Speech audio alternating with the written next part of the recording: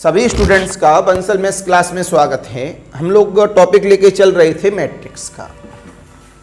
तो वो मैट्रिक्स में सबसे पहले type of matrices, algebra of matrices, सारी डेफिनेशन, सारी इंफॉर्मेशन आ गई। काफ़ी इंपॉर्टेंट है, काफ़ी काम आती है। एक 134 प्रॉब्लम्स का टेस्ट भी लिया गया आप लोगों का। इसके बाद हमारे पास आया रैंक ऑफ अ मैट्रिक्स, सारे नेचर आए, नॉर्मल, तामझाम जितने भी थे। अब इसमें एक नया टॉपिक आता है आज के दिन, जिसका नाम है सिस्टम ऑफ लीनियर इक्वेशन। क्या नाम है?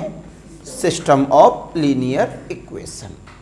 अभी ये छोटा सा लेक्चर है सामने जो बोर्ड पर है, इसमें कल थ्योरी बता रहा हूं और अगले वाले लेक्चर में इसका एप्लीकेशन भी सिखा दूंगा। दो तरह से एप्लीकेशन होता है, एक ऑब्जेक्टिव और एक सब्जेक्टिव।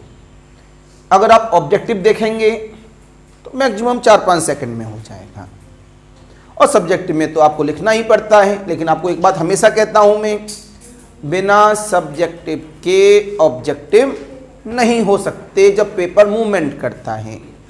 और बाकी बच्चों को इसकी जो प्लेलिस्ट चाहिए, यूट्यूब चैनल पर जाइए, बंसल मैथ्स क्लास को सर्च करिए, मैट्रिक्स के लेक्चर उसमें देखिए, क्रम बाई क्रम आपको लेक्चर प्लेलिस्ट में मिलते जाएंगे। सबसे पहले type of matrices, algebra of matrices, उसके बाद रैंक ऑफ अ मैट्रिसेज, उसके बाद सिस्टम ऑफ लीनियर इक्वेशन। तो today topic is system of linear equation. System of linear equations.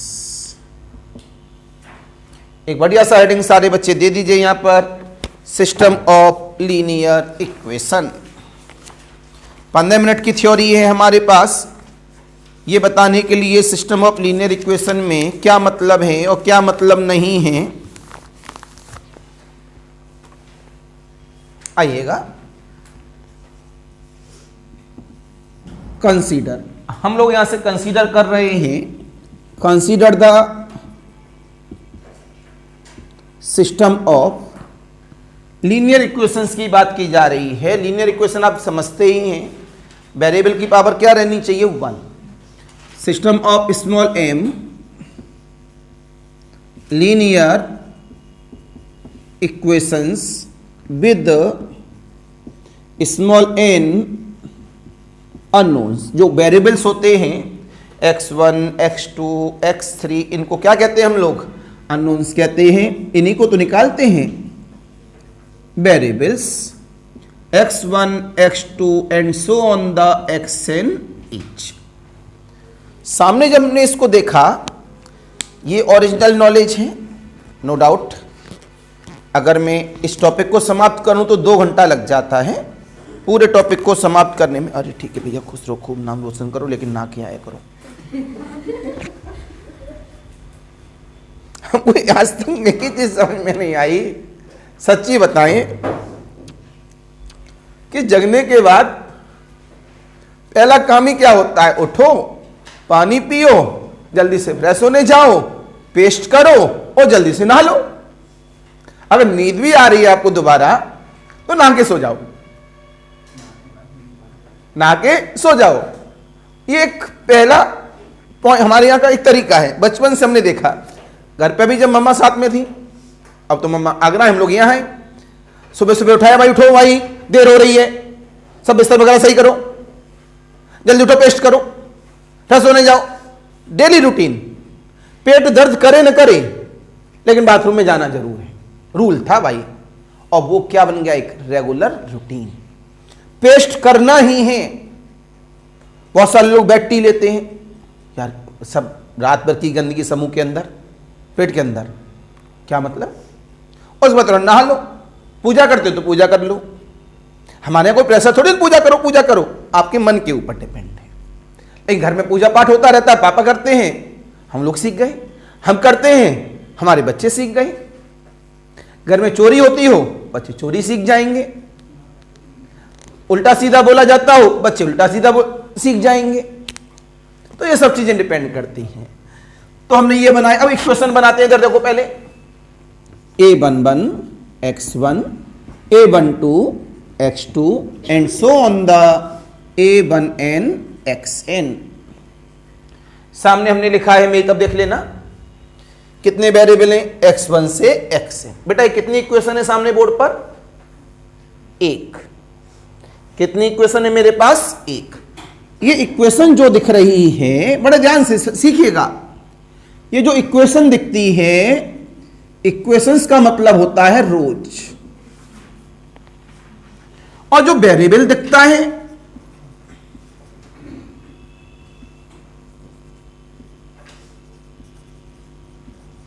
जो वेरिएबल दिखता है, अननोन्स दिखता है, वो उनका मतलब क्या है? कॉलम। तो आपने जवाब दिया इस जगह से। अब देखो रो है, आप सबको पता है रो पहले लिखा जाता है। This is the IJ nature. पूरा ओरिजिनल लेक्चर है किसका? मैट्रिक्स का। तो ये पहली रो पहला कॉलम, पहली रो दूसरा कॉलम, पहली रो nवा कॉलम। अब दूसरी रो है तो केवल पहले पहले पहले वाले एलिमेंट का नाम चेंज हो जाएगा। क्या लिखोगे? A21 x1, A22 x2, A2n xn बराबर का B2, A31 x1, A32 x2, A3n xn बराबर का B3 and so on the. ए क्या लिखूंगा आगे बताओ? कितनी रो है, कितनी इक्वेशन है? M for mummy, right. तो यहां क्या लिखेंगे? AM1 x1, AM2 x2 and so on the. जब आप अपनी मर्जी से सोच के ये लिखते हैं तो ये आपका कॉन्फिडेंस है। और कभी भी देखना, जब कॉन्फिडेंस हो ना तो चेहरे की चमक अलग होगी। कभी भी देख लेना आप लोग, इस बात को गौर करिएगा। बात समझ में आई? क्यों लिखा? किसी कुछ पूछना तो नहीं है। सामने कितनी इक्वेशन? m मतलब m रोज, कितने वेरिएबल n मतलब n कॉलम। इधर वाले कॉलम से मतलब है, उधर से थोड़ी ना मतलब है। करंट टाइम में बना के तैयार किया है मैंने system of linear equations. Problem कहीं से भी बन सकती है। पेपर तभी गड़बड़ होता है या तो हद से आसान आ जाए या हद से टिपिकल आ जाए। जब हद में रहता है तो पेपर कभी भी गड़बड़ नहीं होता। जब बहुत आसान होता है तब भी नंबर कम आते हैं, जब टिपिकल होता है तब भी नंबर कम आते हैं। लेकिन जो बच्चा कॉन्सेप्ट से पढ़ता है उसके नंबर कभी कम नहीं आते। हमेशा ध्यान रखना इस बात का। अब इसे कन्वर्ट कर दो। आपने बोला कन्वर्ट इन मैट्रिक्स फॉर्म। आपने इसे मैट्रिक्स फॉर्म में कन्वर्ट किया। जैसे आपने मैट्रिक्स फॉर्म में कन्वर्ट किया, कितना मिला? A11 A12 A1n, A21 A22 A2n, A31 A32 A3n।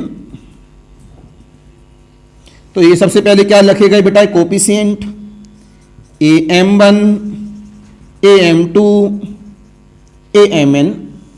यहां आ जाएंगे वेरिएबल x1 x2 x3। ये भी आप तरीका सीखे कैसे चेंज करते हैं। Equal of the B1 B2 and so on the BM। इसमें सारे के सारे कांस्टेंट्स के नाम लिखे गए हैं। इसको हम कंपेयर कर सकते हैं। कंपेयरिंग बाय AX बराबर कैपिटल B। ये कंपेयर कर लिया। अगर कोई क्रॉस है तो साथ में कर लेना, ये आपने नोट कर ही लिया होगा ये पॉइंट। जब कंपेयर हो गया, या A का मतलब ये है, X का मतलब ये है और B का मतलब ये है। तो जो A है इसे कहते हैं कोफिशिएंट मैट्रिक्स। जो X है इसे क्या कहते हैं? बोला करो यार, कॉलम मैट्रिक्स। काहे का?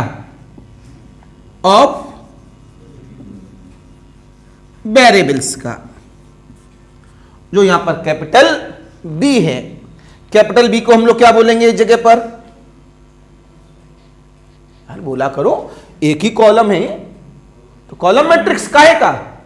कांस्टेंट्स का। Column matrix